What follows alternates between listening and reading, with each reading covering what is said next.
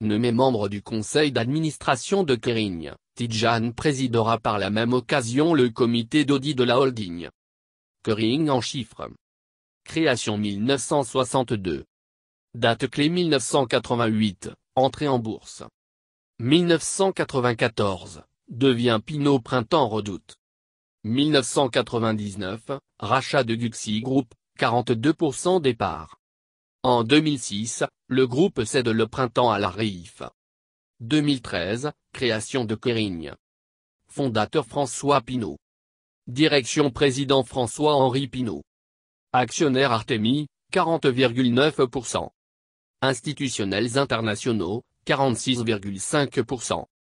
Institutionnels français, 8%. Actionnaires individuels, 4,2%. Autodétention, 0,3%. Salariés, 0,1% de. Activité habillement et accessoires luxe. Filiales et marques. Guxi. Bottega. Veneta. Yves Saint Laurent. Balenciaga. Boucheron. Alexandre M. Sekin. Gérard Perregaux. Jean Richard. Brioni. Ulysse Nardin. Christophe Kahn. Quilin. Pomelato. Dodo. Effectif 44055, 2018. Sirène 552 075020.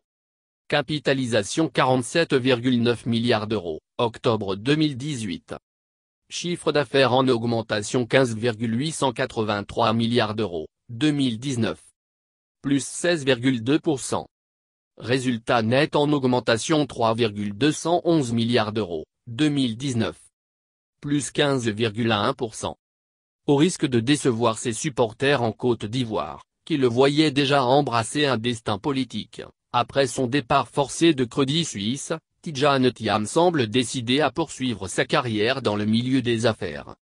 Dernier indice en date, le financier franco-ivoirien a été nommé au conseil d'administration de Kering, autrefois connu sous le nom de PPR, de François-Henri Pinault. Initialement prévue le 23 avril, la nomination de Tidjane Thiam a finalement été entérinée par l'Assemblée générale du 16 juin. Jean Liu, présidente de la plateforme de transport sur application mobile Didi Chuxing, et l'actrice Emma Watson, font également leur entrée au sein du conseil d'administration de Kering, numéro 3 mondial du secteur du luxe. Un mandat de 4 ans. L'Assemblée générale, statuant aux conditions de quorum et de majorité requises pour les assemblées générales ordinaires, connaissance prise du rapport du conseil d'administration, décide de nommer M. Tidjane Thiam en qualité d'administrateur pour la durée statutaire de 4 années, laquelle prendra fin à l'issue de l'Assemblée générale ordinaire qui sera appelée à statuer sur les comptes de l'exercice clos le 31 décembre 2023, pouvait-on lire dans le bulletin des annonces légales obligatoires publié par le groupe coté à la Bourse de Paris du 18 mars.